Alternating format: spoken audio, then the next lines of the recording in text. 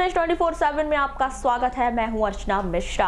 आगे बढ़ने से पहले सबसे पहले रुक करते हैं आज की हेडलाइंस पर।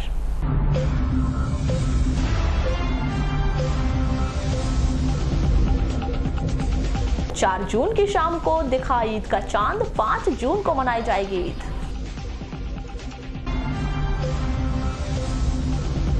भटेरा चौकी हत्याकांड के सभी तीनों आरोपियों को किया गया गोंदिया से गिरफ्तार।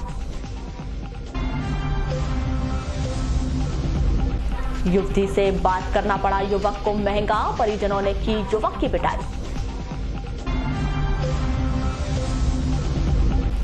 जन उपभोक्ता संस्था निर्वाचन बालाघाट तहसील में 31 सदस्यों का निर्विरोध चुना जाना लगभग तय। पद से पृथक हुए कोसमी पंचायत सरपंच, पंच परमेश्वर योजना में भ्रष्टाचार के लगे थे आरोप। समय पर नहीं हो रहा तेंदुपत्ता मजदूरी का भुगतान, परेशान हो रहे जिले भर के हजारों मजदूर। आंगनबाड़ी केंद्र में समय के साथ मेन्यू में भी बदलाव, बच्चों की संख्या में हो रहा इजाफा।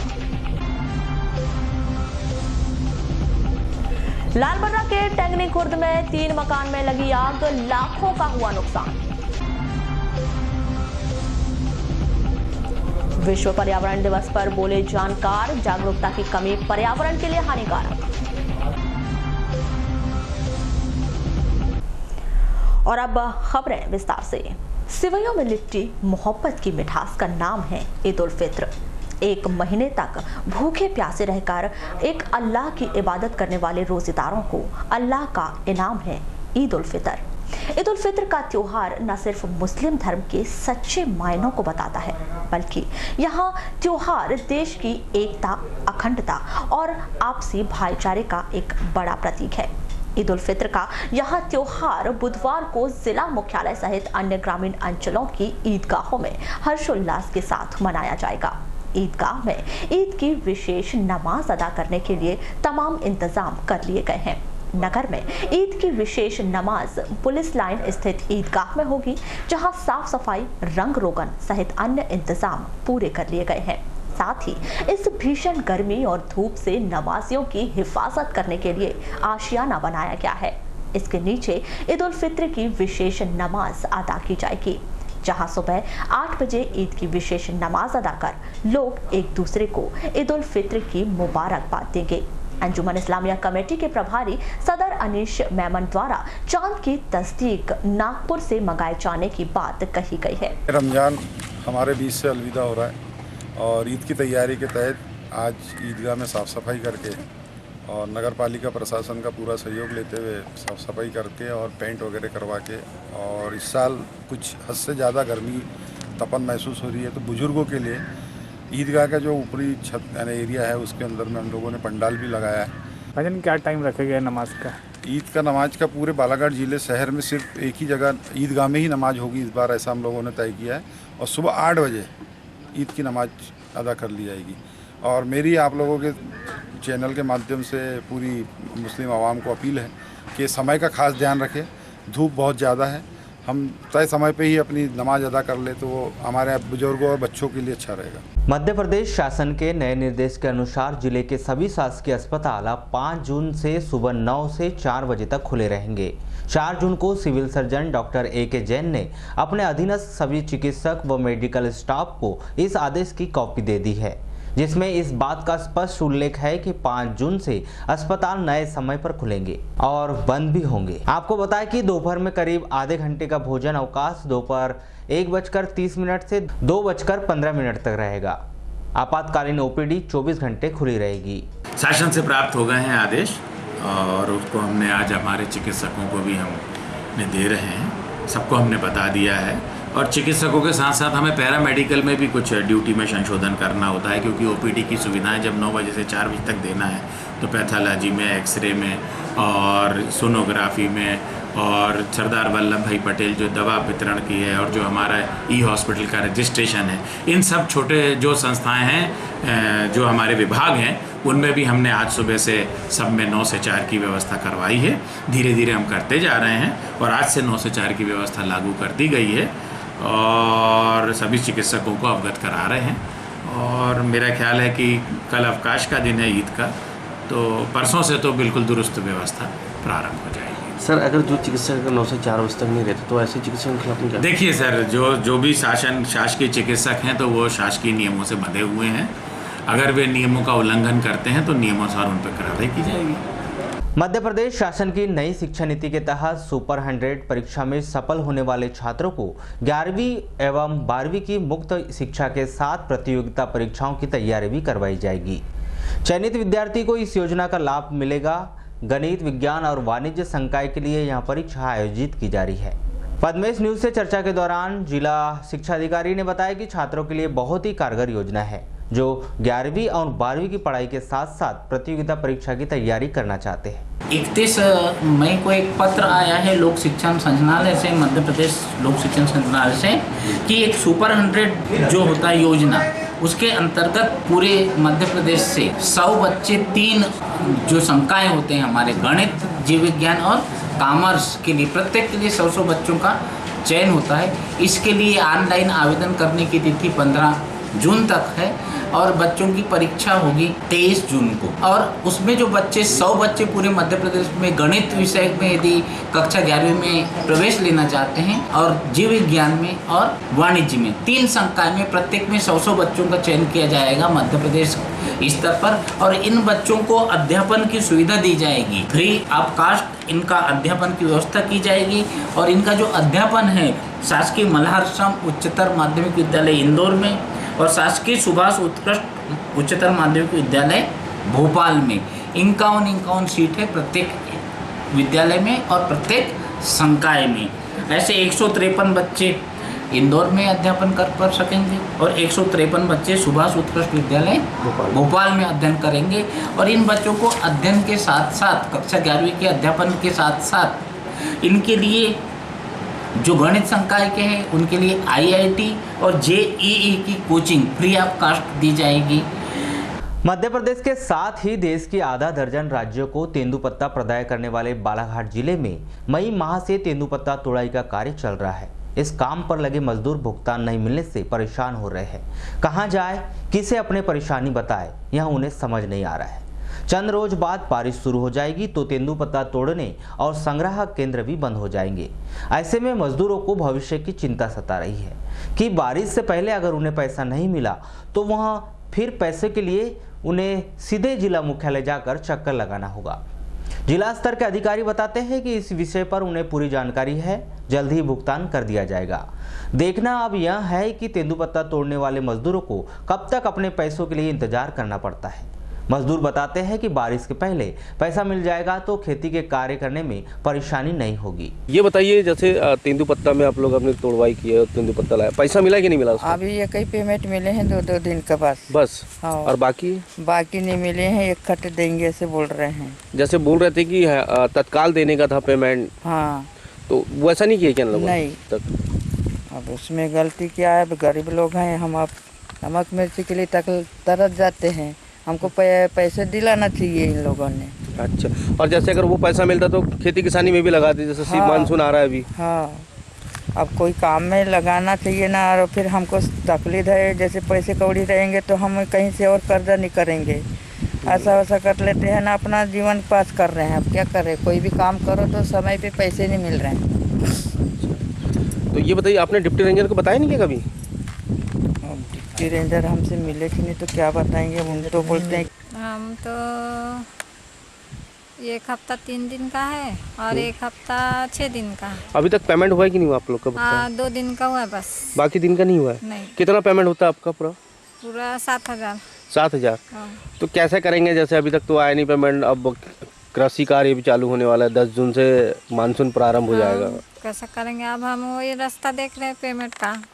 हम तो कुछ कर ही नहीं सकते, चुपचाप देखते हैं, बस देते हैं तो पैसे लो, नहीं तो गुंजाइश है कि नहीं अभी तत्काल में मिलने की आप लोगों को? अब क्या मालूम, कुछ खबर भी नहीं है कब मिलेगा कब नहीं। परते जी, यहाँ पेमेंट हुआ है कि नहीं हुआ अभी तक? पेमेंट सिर्फ एक पेमेंट हुआ है, बाकी लोगों का? एक पेमेंट में तो सभी आ जाते हैं, क्योंकि वो संग्राहक एक से लेके मतलब आखिरी तक जितने संग्राहक रहते हैं उतने सीरियल तक के उनका पेमेंट हो गया है। बाकी पेमेंट अभी बहुत सारा बाकी है। मतलब एक पेमेंट के बाद में दूसरा पेमेंट मिला ही नहीं है? बिल्कुल नहीं। तो ये क्यों नहीं दे रहे पेमेंट, ऐसा कुछ क्या जानकारी है? पेमेंट के लिए बोला मैं तो 2 दिन का पेमेंट फिर दे रहे थे। वो क्या है, सप्ताह में 2 दिन फंसा था तो 2 दिन का पेमेंट दे रहे थे। तो मैंने बोला एक जो पूरा सप्ताह है वो और ये 2 दिन का मिला करके देना साहब। तो क्या है, गरीब आदमी बारिश के सामान के लिए थोड़ा उनको अच्छा रहता है, किसी का लेन देन भी हो जाता है। कितने लाख का पेमेंट बच्चा बकाया है अभी? अभी हमारे यहाँ पर 5-6 लाख का पेमेंट है। तो अभी तक किसी को नहीं हुआ पेमेंट? नहीं। अब खबर शिक्षा जगत से। मध्य प्रदेश शासन उच्च शिक्षा विभाग का नया टाइम टेबल तैयार हो चुका है, जिसके तहत 10 जून से महाविद्यालय के स्नातक और स्नातकोत्तर कक्षाओं में प्रवेश के पंजीयन शुरू हो जाएंगे। जिले की अग्रणी शिक्षण संस्थान जटाशंकर त्रिवेदी महाविद्यालय में छात्रों की परेशानी दूर करने और प्रवेश प्रक्रिया को सरल बनाने के लिए अनूठी पहल शुरू करने जा रही है। मध्य प्रदेश शासन उच्च शिक्षा विभाग ने जो समय सारणी घोषित की है उसके अनुसार 10 जून से सारे प्रवेश की प्रक्रिया प्रारंभ कर दी जाएगी। तो इसमें हम चाह रहे हैं कि हमारे जितने भी हायर सेकेंडरी से पास आउट विद्यार्थी है उनको आपके चैनल के माध्यम से जानकारी मिल जाए कि महाविद्यालयों में प्रवेश की प्रक्रिया प्रारंभ हो गई है और चरणबद्ध समय सारणी भी आपको हमने उपलब्ध करा दिया है। और अभी इसी तारतम्य में हम कॉलेज चलो अभियान के 7 तारीख को मीटिंग आयोजित कर रहे हैं, जिसमें हमारे 20-25 किलोमीटर के रेंज में जितने भी हायर सेकेंडरी के प्राचार्य हैं उनको हम यहाँ सादर आमंत्रित कर रहे हैं और डीओ साहब के माध्यम से भी उनको हम सूचना भेज रहे हैं और हमारे महाविद्यालय के प्राचार्य के थ्रू भी एक पत्र जारी कर रहे हैं कि वे यहाँ आए और उनको प्रवेश के बारे में पूरी बारीकी से हम जानकारी उपलब्ध कराएंगे ताकि वो उनके यहाँ से बच्चे। राज्य शासन के आदेश अनुसार 9 अगस्त 2019 को आदिवासी दिवस के अवसर पर सामान्य अवकाश घोषित किया है। पूर्व में 9 अगस्त को ऐच्छिक अवकाश घोषित किया गया था। शासन के निर्देशानुसार अब यह सामान्य अवकाश रहेगा। वाहन को साइड नहीं देने के महज छोटे से विवाद की वजह से 3 जून को भटेरा चौकी में हुए हत्याकांड के तीनों आरोपियों को बालाघाट पुलिस ने गिरफ्तार कर लिया है। जानकारी के अनुसार मनीष बसंत पवार, अंकित भोजराज पर्वत, मोहित भोजराज पर्वत सभी निवासी भटेरा चौकी को पुलिस ने 4 जून को पड़ोसी राज्य महाराष्ट्र की गोंदिया जिले से गिरफ्तार किया है। घटना के बाद से तीनों आरोपी फरार हो गए थे। पूरा घटनाक्रम इस तरह से था कि शहर के अवंतीबाई चौक में पिकअप चालक और मोटरसाइकिल चालक की साइड न देने को लेकर मामूली कहासुनी हो गई थी। पॉइंट ड्यूटी पर तैनात पुलिसकर्मियों द्वारा बीच बचाव करते हुए दोनों में सुलह करवा दी गई। इसके बाद पिकअप चालक सुरेंद्र मुरकुटे कंडक्टर वीरेंद्र के साथ भटेरा चौकी स्थित एक हार्डवेयर में माल उतार रहे थे। इस दौरान अचानक 2 मोटरसाइकिल पर सवार होकर मनीष, अंकित और मोहित वहां पहुंचे थे और धारदार हथियार से पिकअप चालक और कंडक्टर पर हमला कर दिया था। घटनास्थल पर चालक सुरेंद्र की मौत हो गई तो वीरेंद्र गंभीर रूप से घायल हो गया। महिला बाल विकास के निर्देशों के तहत जिले की तमाम आंगनवाड़ी केंद्र में आंगनवाड़ी के समय के साथ मेनू में भी बदलाव किया गया है, जिसकी वजह से आंगनवाड़ी केंद्रों में बच्चों की संख्या में इजाफा हो रहा है। इस संदर्भ में बूढ़ी वार्ड क्रमांक 1 आंगनवाड़ी कार्यकर्ता रानू बोपचे ने बताया कि शासन के निर्देशों के तहत बच्चों को दिए जाने वाले मेनू में बदलाव किया गया है। इस बार मेनू में पौष्टिक आहार को भी शामिल किया गया है, जिसको लेकर बच्चों में भी काफी उत्साह है और उनकी संख्या में भी इजाफा हुआ है। जो बदलाव हुआ है वो मतलब अच्छा है। अभी पहले जो आता था वो भी अच्छा था, लेकिन अभी कुछ बदलाव हुआ है। क्या क्या बदलाव हुआ मेनू में? मेनू में बदलाव हुआ है, जैसे एक ही प्रकार का आता था, जैसे नमकीन दलिया ही आता था, तो इसमें जैसे शुक्रवार को उपमा कर दिया है और पौष्टिक खिचड़ी है, मीठी लपसी है। इन्हें अच्छा है। ये कब से लागू हुआ है? ये अभी करीब 15 दिन हो गए। वहीं इस मामले के संदर्भ में महिला बाल विकास की जिला कार्यक्रम अधिकारी लीना चौधरी ने दूरभाष पर चर्चा के दौरान बताया कि शासन के निर्देशों के तहत आंगनवाड़ी केंद्रों में मेनू में बदलाव किया गया है। साथ ही साथ आंगनवाड़ी के समय में भी बदलाव किया गया है ताकि व्यवस्था और भी बेहतर हो सके। कलेक्टर कार्यालय में विभिन्न सूचनाओं से कलेक्टर कार्यालय आने वाले लोगों को अवगत कराने के लिए सूचना बोर्ड की व्यवस्था की गई थी, लेकिन सूचना बोर्ड के खराब हो जाने की वजह से वर्तमान में सूचना पत्रों को कलेक्टर कार्यालय की सीढ़ियों से बांधा जा रहा है। इस संदर्भ में कलेक्टर कार्यालय के अधीक्षक श्रीनाथ ने बताया कि सूचना बोर्ड खराब हो जाने के कारण नए सूचना बोर्ड को बनाए जाने के निर्देश दिए गए हैं। जल्द ही नया सूचना बोर्ड कलेक्टर कार्यालय में लगाया जाएगा। स्टेट में जो है लोगों को जानकारी के लिए सूचना बोर्ड था जो काफ़ी दिनों से नहीं नज़र आ रहा है, क्या वजह है? उसको हमने रिपेयरिंग करने के लिए दिया हुआ है, 2-4 दिन में बन जाएगा। तो सर अभी सूचना जो वही लगाई दी यार साइड में छोटा वाला बोर्ड है वही भी कर। जल उपभोक्ता संस्था निर्वाचन 2018 बालाघाट तहसील में 31 सदस्य का निर्विरोध चुना जाना पूरी तरह से तय हो चुका है।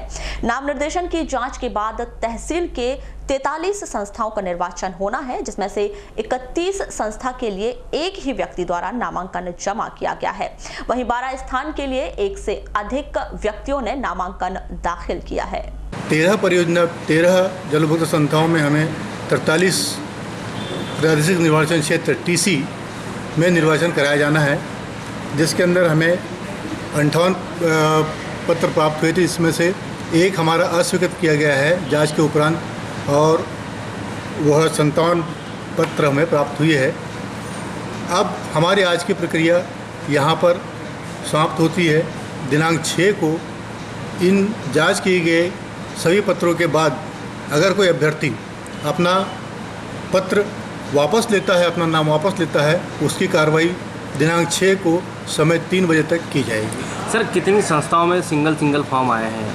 हमारे यहाँ पर 31 संस्थाओं में एक एक व्यक्ति के द्वारा नामांकन पत्र भरा गया है, एवं 12 ऐसे स्थान हैं जहाँ पे एक से अधिक लोगों के द्वारा नामांकन पत्र भरा गया है, जिस पे निर्वाचन होने की संभावना व्यक्त की जाती है। जिला मुख्यालय से लगी हुई कोसमी पंचायत के सरपंच गगन नकपुरे को पद से पृथक करते हुए आगामी 6 वर्ष की अवधि के लिए निर्वाचन हेतु अयोग्य घोषित कर दिया है। आपको बता दें कि वर्ष 2015 में पंच परमेश्वर योजना अंतर्गत लाखों रुपए की राशि आवंटित के मामले में फर्जी बिल लगाकर राशि का दुरुपयोग किए जाने के आरोप गगन नकपुरे पर लगे थे। पिछले बार मंजू शाह जो राय जिला पंचायत CO थे, ये उन्हीं का आदेश था, और इसके अगेंस्ट में मैं जो पिछले टाइम मुझे धारा 40 में हटाया गया था, तो उसी आदेश के खिलाफ में गुलशन बामरा जी का जो आदेश था, कमिश्नर गुलशन बामरा जी, तो मेरे पक्ष में आदेश किया था हमारे पूर्व सरपंच ओमकार मावले के द्वारा।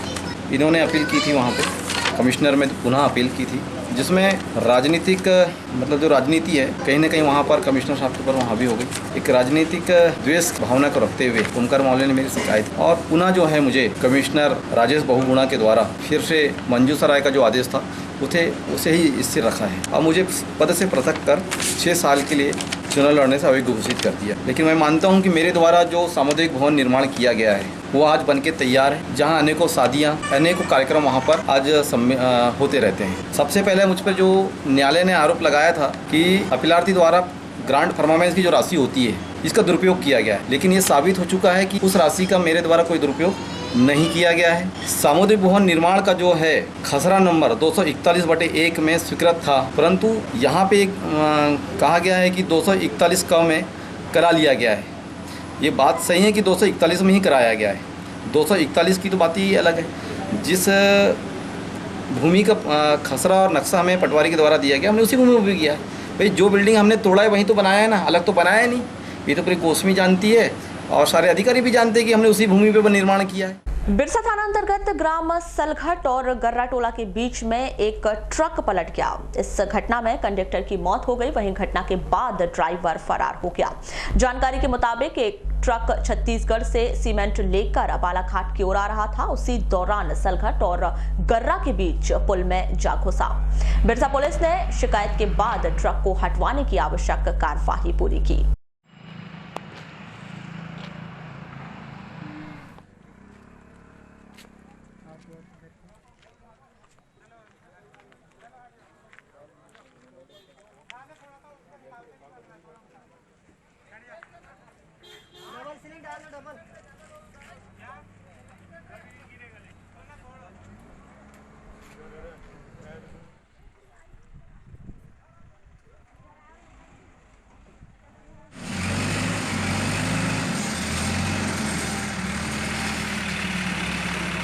लांजी में एक युवक को एक युवती से बात करना इतना महंगा पड़ गया कि उसकी जान पर बनाई। जब युवती के भाइयों ने उस युवक की बेदम पिटाई कर दी तो युवक की शिकायत पर लांजी पुलिस ने आरोपी के विरुद्ध धारा 341, 294, 323, 506 और 34 के तहत मामला दर्ज किया है। घायल युवक बताता है कि वह दूल्हापुर का रहने वाला है और बीते कई दिनों से नगर के एक जिम में काम कर रहा है। इसी दौरान एक युवती से उसकी जान पहचान हो गई थी और वह उससे बात करने लगा था, जिससे आहत होकर उसके भाइयों ने 4 जून को लांजी में ही उसकी जमकर पिटाई कर दी। युवक को इलाज के लिए लांजी सामुदायिक स्वास्थ्य केंद्र में भर्ती किया गया है।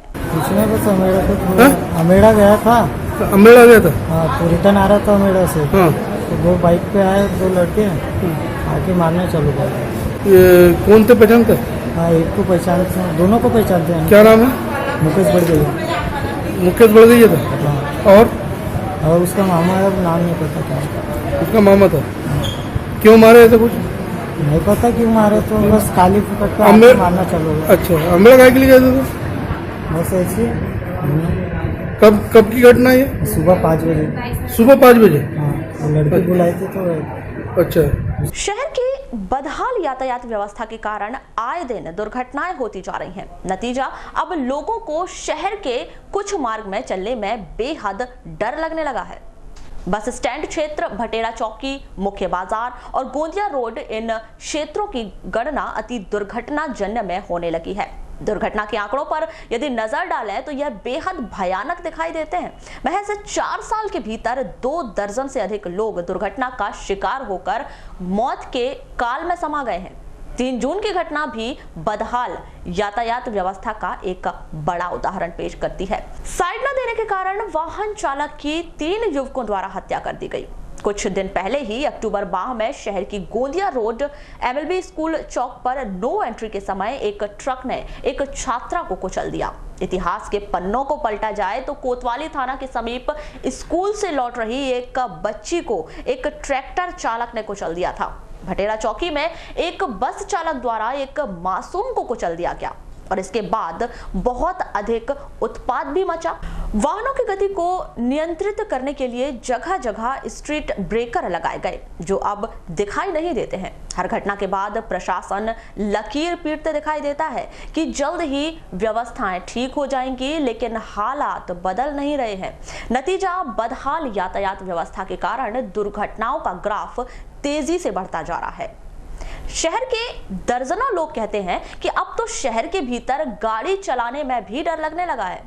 कुछ गलियों में जाना तो उन्हें बंद ही कर दिया है। देखना अब यह है कि प्रशासन लोगों की आम जरूरत सुचारू यातायात को कब तक पटरी पर ला पाती है, या फिर पहले की ही तरह यातायात व्यवस्था चलती रहेगी।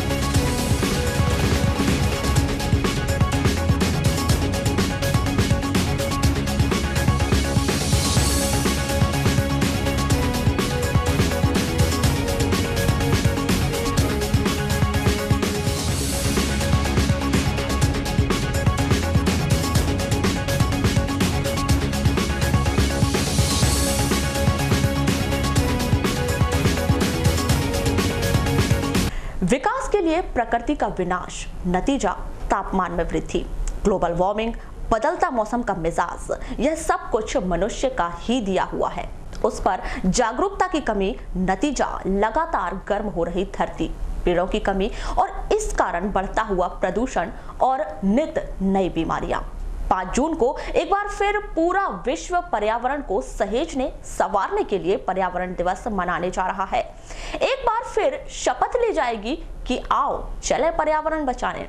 लेकिन जानकारों के अनुसार जागरूकता की कमी ही पर्यावरण के लिए सबसे बड़ी कमजोरी साबित हो रही है। देश की पिक्चर जो अचानक तापमान बढ़ गया है, गर्मी का स्तर ऊपर उठ गया है कि आम से खास हर कोई परेशान है।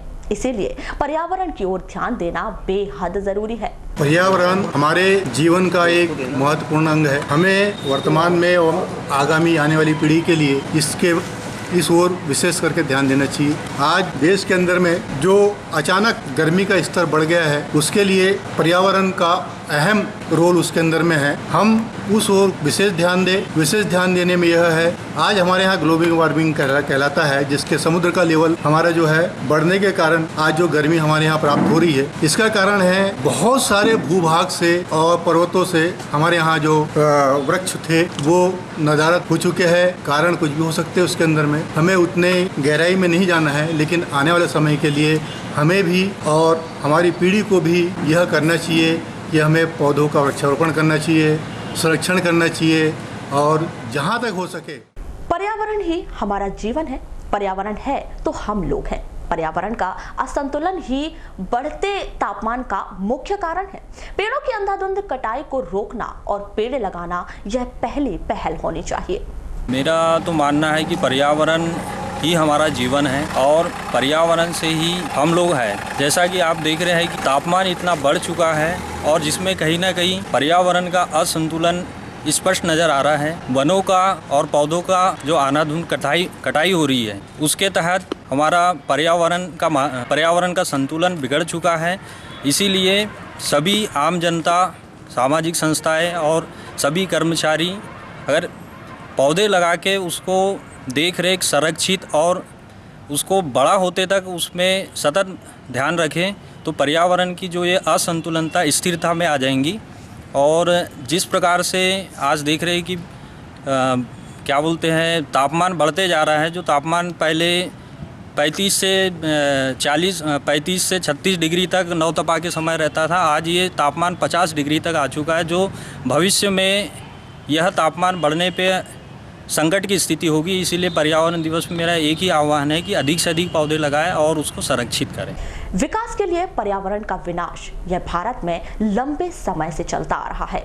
नतीजा तापमान में वृद्धि एक बड़ा उदाहरण है कि नौतपा में बारिश हो जाया करती थी, लेकिन इस बार ऐसा दिखाई नहीं दे रहा है। जैसा कि हम देख ही रहे हैं कि रोज हमारे टेम्परेचर में कितनी वृद्धि हो रही है। इसका बेसिक कारण है कि पेड़ों की कटाई।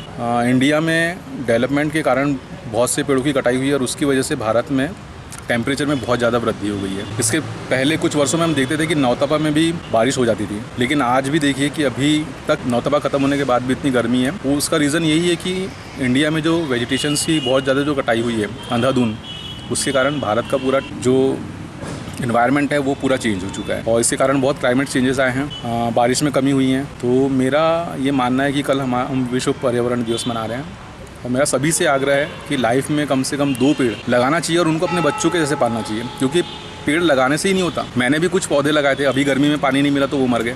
पर्यावरण के प्रति लोगों की जागरूकता की कमी ही पर्यावरण के असंतुलित होने का सबसे बड़ा कारण है। हजारों पेड़ काट दिए जाते हैं, लेकिन उसके एवज में एक भी पेड़ नहीं लगाया जाता। पर्यावरण तो बिल्कुल विपरीत चल रहा है, क्योंकि हम इतने दिनों से देखते आ रहे हैं कि हर साल दिनों दिन कोई ना कोई चेंजेस हैं, वो आते जा रहे हैं। और यहाँ पे प्रॉपर अगर बालाघाट में देखा जाए तो दिन ब दिन क्या है समस्याएं बढ़ती जा रही हैं। तो बालाघाट की क्या कहें, पूरे विश्व में क्या है समस्याएं बढ़ती जा रही हैं। इसमें क्या है, जो लोगों की क्या है, जो एक जागरूकता है वो बिल्कुल कमी है कि पर्यावरण के प्रति बिल्कुल अवेयरनेस नहीं है। लोग 1000 पेड़ काटते हैं एक साल में और एक पेड़ भी नहीं लगता। सर, ये जो प्राकृतिक आपदाएं जो आ रही है, कई सारी आपदाएं आ रही है, ये क्या कारण लगता है आपको? कारण ये है कि प्रकृति क्या है बैलेंस करती है। हर एक चीज़ क्या है, सब चीज़ क्या है बैलेंस में रहना चाहिए। हवा, पानी, जैसा कि पता है आपको कि 5 तत्व से क्या है पूरी निर्माण हुआ है। अग्नि, जल, वायु, पवन, समीप, जैसे हम लोग कहते हैं। तो कोई ना कोई चीज़ को आप अगर डिस्टर्ब करते हैं, चाहे आप हवा को डिस्टर्ब कर लें, पृथ्वी को डिस्टर्ब कर लें या पानी को डिस्टर्ब कर लें, तो कोई ना कोई सिस्टम है, फिर फाइनली क्या है, आखिरी में मानव जीवन को ही प्रभावित करता है। आखिरी में जो उसका जो है मानव ही प्रभावित होता है, और सबसे ज़्यादा जो महसूस करता है वो मानव है, क्योंकि मानव ही बोल पा रहा है और मानव ही व्यक्त कर पा रहा है। लालबर्रा तहसील मुख्यालय से 15 किलोमीटर दूर कंजई के अंतर्गत टेंगनी खुर्द में 4 जून की सुबह 5 बजे आग से 3 घर पूरी तरह जलकर राख हो गए। जानकारी के मुताबिक टेम्बरे परिवार के 3 भाई राधेश्याम टेम्बरे, सीताराम और ओम प्रकाश टेम्बरे का परिवार घर के भीतर सो रहा था। पड़ोस के व्यक्ति ने देखा कि टेम्बरे परिवार के घर पर आग लगी हुई है। जोर जोर से आवाज देने पर लोग घर के बाहर आए और सामान बाहर निकालने लगे, लेकिन आग थोड़ी देर में ही इतनी अधिक फैल गई थी कि घर के सामान के साथ साथ चंद रोज पहले घर पर आई रबी की फसल आग में जलकर खाक हो गई।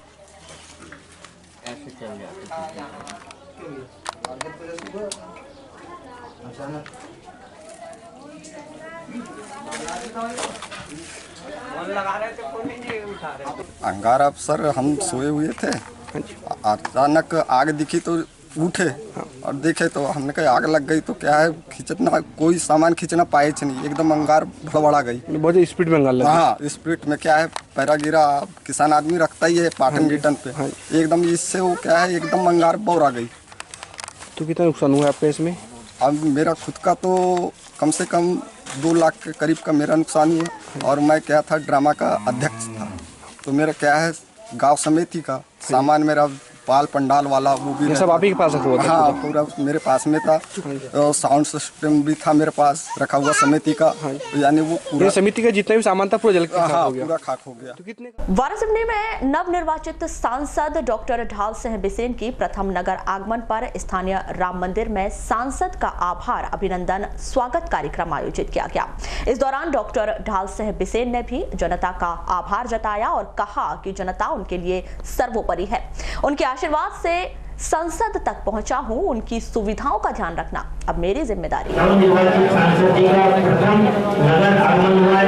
इस विधानसभा क्षेत्र की माटी पर हृदय की गहराइयों में जाकर उनका स्वागत कर रहे हैं, अभिनंदन करते हैं। महिला मोर्चे की हमारी बहनों ने पर्व हुआ है। नगर मंडल के महामंत्री भाई से निवेदन है गणपति का स्वागत करें। हमारे विक्रम चौधरी जी हमारे गणपति का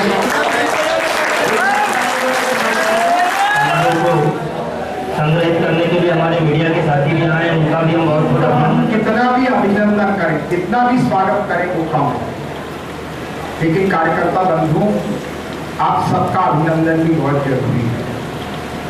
ये बात निश्चित है, एक लहर पूरे देश में चल रही थी भारतीय जनता पार्टी के पक्ष में, नरेंद्र मोदी जी के पक्ष में, और मैं आपको एक बात बताना चाहता हूं, क्या मालूम राजी भाव, जब मैं चुनाव लड़ रहा था तो मेरी बाई आंख पलक रही थी। मजाक नहीं कर रहा हूं, भगवान के मंदिर में हूं, और पूरे की जो 60 पंचायत है उसमें हमने 75 पंचायत इस लोकसभा क्षेत्र में जीता है। मात्र 5 पंचायत वो भी मामूली अंतर से, और हमारे कुछ जो कार्यकर्ता जो बहक गए हैं उनकी गलती से वो पंचायत हम मामूली अंतर से हार गए हैं। और ग्रामीण में जो हमारे 144 बूथ होते थे, हम मुश्किल से 15 या 17 बूथ हारे हैं। सारे के सारे बूथ इस ग्रामीण मंडल में। चुनाव जीतने के बाद सर्वप्रथम मैंने कहा कि इस भीषण गर्मी में कार्यकर्ता चाहते थे कि जुलूस के माध्यम से हम जनता का आभार व्यक्त करें, एक विजय रैली निकाल के करें। पर जितनी भीषण गर्मी सब चल रही थी तो हमने कहा भाई जनता का आभार तो व्यक्त करना है, पर इतनी गर्मी में जनता भी परेशान, मेरे कार्यकर्ता भी परेशान होंगे, और इसलिए मैंने कहा कि भाई कार्यकर्ताओं का आभार व्यक्त करने के लिए अभी हम हमारे पार्टी के जिन कार्यकर्ताओं ने इतना अथक प्रयास किया जिसके कारण ऐसी अभूतपूर्व जीत प्राप्त हुई है, मैं इन कार्यकर्ताओं का आभार व्यक्त करने के लिए, उनको कृतज्ञता ज्ञापित करने के लिए आज मैं वारासिवनी में आया हूँ। जिन कार्यकर्ताओं ने इतनी अभूतपूर्व मेहनत करी, जिसके बारे में भी आप देख रहे हैं, जनता में इतना उत्साह, इतनी गर्मी होने के बाद भी बालाघाट जिले की गर्मी वैसे सिवनी से ज़्यादा रहती है, उन सबके बाद भी लोग यहाँ पर आज उपस्थित है। अभूतपूर्व उत्साह है, क्योंकि अभी पिछले विधानसभा में हम द्वारा सिवनी हार गए थे, हमारे प्रिय नेता डॉक्टर साहब हार गए थे, मेरे पुराने साथी हैं, तो निश्चित रूप से उसका दुख कार्यकर्ताओं को था। उसको इस चुनाव में उन्होंने बिल्कुल ब्याज सहित लौटा दिया है। तो मैं इन कार्यकर्ताओं का अभिनंदन करने के लिए ही, उनका आभार व्यक्त करने के लिए आज यहाँ पर वाराणसी आया। पवित्र रमजान माह के अवसर पर 4 जून को मध्य प्रदेश श्रमजीवी पत्रकार संघ द्वारा शहर के कमला नेहरू भवन में रोजा अफ्तार का कार्यक्रम रखा गया। इस अवसर पर बड़ी संख्या में मुस्लिम धर्मावलंबियों के साथ ही अन्य धर्म से जुड़े हुए लोग और पत्रकार उपस्थित रहे। आपको बता दें कि बीते कई वर्षों से मध्य प्रदेश श्रमजीवी पत्रकार संघ द्वारा यह कार्यक्रम आयोजित किया जा रहा है। कार्यक्रम में उपस्थित सभी लोगों ने पत्रकार संघ द्वारा करवाए जाने वाले इस तरह के आयोजन की तारीफ की।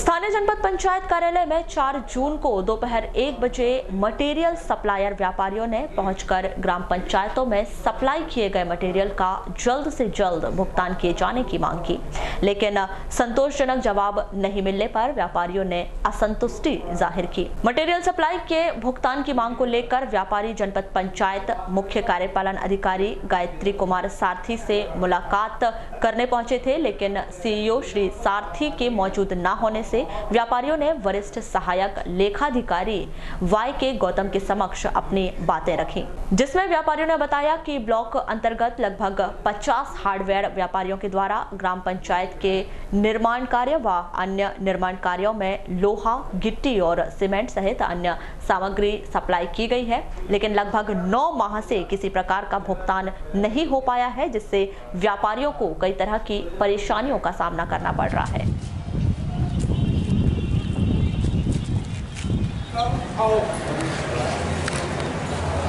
भाई क्या पता, वो मैं आऊँगा जब पिछले बार तो हम लोग सस्पेंड हो जाते हैं पूरे जो अधिक चार पेमेंट कर दी हमने लाल पर हमारे यहाँ। हाँ तो कहने का ये कि जब तक 10 करोड़ नहीं होता अपना मजदूरी का पेमेंट, तब तक पेमेंट कर दिया। आज हम लोग यहाँ पे सभी व्यापारी 10-15 व्यापारी हम लोग आए थे यहाँ पे अपने मटेरियल भुगतान के बारे में भी। तो हमें पता चला कि सीओ साहब छुट्टी पर हैं, उनके परिवार में किसी की डेथ हो गई थी, तो फिर उनके अगेंस्ट में हमने फिर अभी इनसे बात की है गौतम जी से। तो गौतम जी ने का कोई संतोषजनक जवाब नहीं मिल पाया। उनका ये कहना है कि भाई आगे से पेमेंट आएगा तो ये आपको पेमेंट होगा। ऐसा ये है कि लगभग 9 महीने हो गए हमारे पेमेंट नहीं हुए, मटेरियल पेमेंट। उसकी वजह से काफ़ी दिक्कतें हैं और अभी हम जनपद में आए तो उनको ऐसा संतोषजनक जवाब नहीं मिल रहा है कि ये अमुक दिन पेमेंट आ जाएगा या इस डेट में पेमेंट आ जाएगा। तो इस वजह से तो सर आपकी कोई बड़े अधिकारी से बात हुई इस संबंध में अभी तक की? नहीं, अभी हम यहाँ पे आए तो सीओ साहब तो अनुपस्थित थे, गौतम जी से बातचीत हुई तो उन्होंने कोई ऐसा संतोषजनक जवाब दिया नहीं। नगर मुख्यालय सहित क्षेत्र में तीव्र गर्मी का असर देखा जा रहा है। नौतपा समाप्त होने के बाद भी सूर्य की आग उगलती किरणों से लोगों को दोपहर में घर से बाहर निकलना मुश्किल हो रहा है। वहीं गर्मी से राहत पाने के लिए घरों में चलाए जा रहे कूलर और पंखे भी गर्म हवा फेंक रहे हैं। दोपहर में सड़कें भी सुनसान दिखाई दे रही हैं। वहीं गत दिनों हुई हल्की बारिश और तेज हवाओं से लोगों को उमस भरी गर्मी का सामना करना पड़ रहा है। आपको बता दें कि एक सप्ताह से तापमान 44-45 डिग्री सेल्सियस के समानांतर ही चल रहा है। भीषण गर्मी भरे दौर में सुबह 10 बजे से ही तापमान 40 डिग्री के आसपास पहुंच रहा है, जो दोपहर में बढ़कर 44 और 45 डिग्री तक पहुंचने से लोगों को असहनीय गर्मी व हवा के गर्म थपेड़ों का सामना करना पड़ रहा है, जिससे लू लगने और अन्य मौसमी बीमारियों से लोग ग्रसित होकर अस्पताल में भर्ती हो रहे हैं। जिससे अस्पताल में मौसमी बीमारी से ग्रसित मरीजों की संख्या बढ़ गई है। तो सामुदायिक स्वास्थ्य केंद्र लालबराम में अधिकतर सभी मरीजों को जो सामान्यतः आते हैं और गर्मी के प्रभाव के लक्षण दिखाई देते हैं तो उनको सबको डिहाइड्रेशन के लिए ड्रिप लगाई जाती, बाटल लगाई जाती। इसके कारण से अभी सामुदायिक स्वास्थ्य केंद्र लालबराम में थोड़ी सी अपेक्षाकृत हर दिनों के तुलनात्मक दृष्टि से ज़्यादा भीड़ दिखाई देती है। प्रत्येक मंगलवार की तरह इस मंगलवार को भी कलेक्टर कार्यालय में हाईटेक जनसुनवाई का आयोजन किया गया। आयोजित जनसुनवाई में जिले भर से आए लोगों ने जिला प्रशासन के समक्ष अपनी विभिन्न समस्याएं रख उनका त्वरित निराकरण करने की मांग की।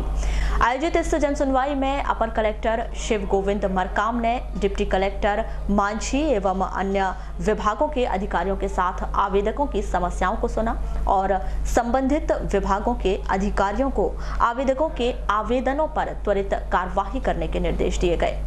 मंगलवार को आयोजित इस जनसुनवाई में 125 आवेदन प्राप्त हुए हैं। आयोजित जनसुनवाई में ग्राम खापा के करीब 1.5 दर्जन से अधिक ग्रामीण मजदूर पहुंचे, जहां उन्होंने कैंप में ढलाई का काम दिए जाने की मांग को लेकर जिला प्रशासन को ज्ञापन सौंपा। समस्या ये है, वहाँ खापा में कैंप में काम चालू है और जाओक में कलेक्टर साहब ने हमको काम देंगे बोले थे, इसलिए शिकायत को लेकर के जब काम नहीं मिला, वो जाओक चालू हो गई है, काम नहीं मिला, इसी शिकायत लेकर के आए थे। कितने लोग आए हैं? हम यहाँ 15 लोग हैं। जनसुनवाई में लांजी के ग्राम 14 टोला व दीनी टोला के आधा सैकड़ा से अधिक ग्रामीणों ने शासकीय भूमि का पट्टा दिए जाने सहित अन्य शासकीय योजनाओं का लाभ दिए जाने की मांग की। मामले के संदर्भ में की गई चर्चा के दौरान ग्रामीण लखनलाल कावरे ने बताया कि उनके गांव में कई ऐसे लोग हैं जिनके पास बीपीएल कार्ड है, बावजूद इसके भी उन्हें खाद्यान्न पर्ची व अन्य शासकीय सुविधाओं का लाभ नहीं मिल पा रहा है। मेरा बीपीएल कार्ड रहने के बाद भी मुख्यमंत्री एवं प्रधानमंत्री का कोई भी योजना का लाभ नहीं मिला है, क्योंकि मकान बनाना अति आवश्यक है। उसी साथ में कम से कम 35 लोग आए हुए हैं जिसका बीपीएल कार्ड भी अभी तक नहीं बना है, और बीपीएल कार्ड जिसका बना है उसका खाद्यान्न पर्ची भी नहीं मिला है। जैसे यशवंती विकलांग भाई, उनकी भी खाद्यान्न पर्ची अभी तक नहीं बन पाया है, जिससे उनको खाद्य प्राप्त नहीं हुआ है। इसी को बात को लेकर के हमने मुख्यमंत्री एवं प्रधानमंत्री योजना का लाभ उठाने के लिए हम मकान बनाने, आवास में पट्टा बनाने के लिए, पट्टा जारी करने के लिए हम कलेक्टर महोदय को एक आवेदन पेश किए पिछले सत्र में, उस पर भी कोई सुनवाई नहीं हुई। अभी तत्काल मकान की आवश्यकता है और हम बहुत गरीबी। वहीं इस जनसुनवाई में पहुंचे दक्षिण वैहर के ग्राम बिठली निवासी राजेंद्र सिवनी ने सेंट्रल बैंक सोनपुरी के मैनेजर पर उनके खाते से 1,74,000 सहित अन्य जमा पूंजी राशि हड़पने का आरोप लगाया है। साथ ही इस मामले की जांच कर मैनेजर के खिलाफ कठोर कार्रवाई किए जाने की मांग की है। सर, इसलिए मैं आया था कि ये जो उपवा का मैनेजर है गोपाल राव मीना, सेंट्रल बैंक का प्रबंधक, मंगलवार 22 तारीख को मेरे खाते में कोई क्लेम आया CGTMC 1,74,000 का, तो मैं जस्ट उसके दूसरे दिन गया 23 तारीख को, तो मैनेजर बोलता है होल्ड हटाऊंगा तो पैसा लगेंगे, आधा पैसा लगेंगे, तो जेल जाना पड़ेगा, ये सारी बातें होने लगी। तो जस्ट उस 27 तारीख को सर यानी खाता होल्ड था। हाँ, खाता उन्हीं ने तुरंत होल्ड किया।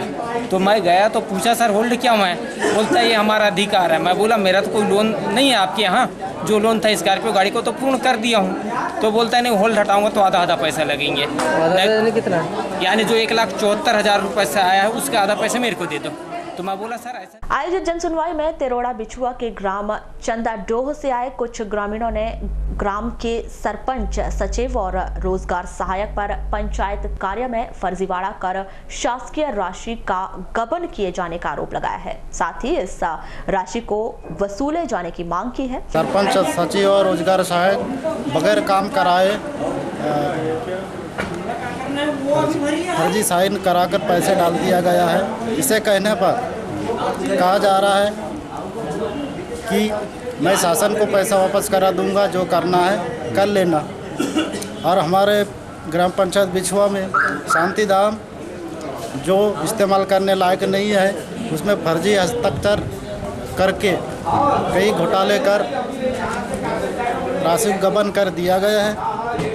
वैसे आयोजित जनसुनवाई में परसवाड़ा विधानसभा क्षेत्र के ग्राम कुमादेही में स्कूल के लिए दान की गई भूमि से अतिक्रमण हटाए जाने की मांग को लेकर ग्रामीणों ने ज्ञापन सौंपा। स्कूल के लिए दान में जमीन दी गई 11 एकड़ 83 वो वहाँ पर लोगों ने अवैध कब्जा जमा रखे हैं। कई लोगों ने मकान बना लिए, कई दुकान बना लिए और वो जो दान की ज़मीन है वो खाली स्कूल के लिए यथावत रहे। उसमें जो अवैध कब्जा है वो हटाया जाए, मेरा यही इशू है। तो अभी आप कल मिले वहाँ पे साहब से क्या बताया? अभी तो यहाँ कलेक्टेड में जनसुनवाई में दिए हैं, अब देखो परिणाम क्या आता है उसका। शिकायत हो गई। वहीं इस जनसुनवाई में लालबर्रा के ग्राम बांदुरी से पहुंचे कुछ ग्रामीणों ने सरपंच सचिव पर मीनाक्षी तालाब निर्माण में हेराफेरी कर शासन को क्षति पहुंचाने का आरोप लगाया है। साथ ही विरोध करने पर उनके साथ मारपीट किए जाने की बात कही है।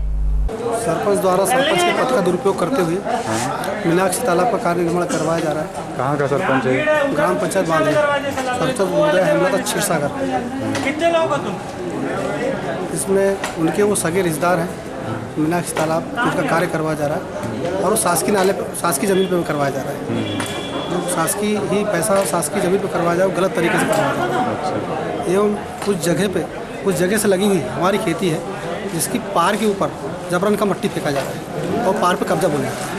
उस पार के कब्जा बोलने से हम लोग गए खेत में, हम लोगों ने उनको बोला कि भाई आप इस पर मत करो, जिससे हमारे परिवार को बहुत ज़बरदस्त मारपीट करके और हमने उसकी FIR किया जिसकी आज तक सुनवाई नहीं हुई। इन्हीं सब मामलों को लेते हुए जनपद पंचायत CO, जिला पंचायत CO, कलेक्टर महोदय को इसके पूर्व हमने दिए थे, जिसके आज तक कोई रिटर्न कुछ नहीं मिला और भारी मात्रा में हम लोगों के परिवार के ऊपर हमलावर बातें की गई। मैं ये चाह रहा था कलेक्टर महोदय यदि इस बार नहीं करते हैं तो हमको अनशन में बैठना पड़ेगा। अब हमारे पास में कोई दूसरा ऑप्शन रहा ही नहीं। बुलेटिन के अंत में एक बार फिर नजर आते हैं आज की हेडलाइंस पर।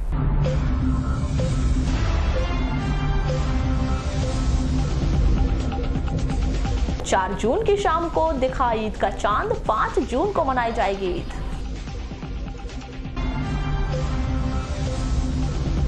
भटेरा चौकी हत्याकांड के सभी तीनों आरोपियों को किया गया गोंदिया से गिरफ्तार। युवती से बात करना पड़ा युवक को महंगा, परिजनों ने की युवक की पिटाई।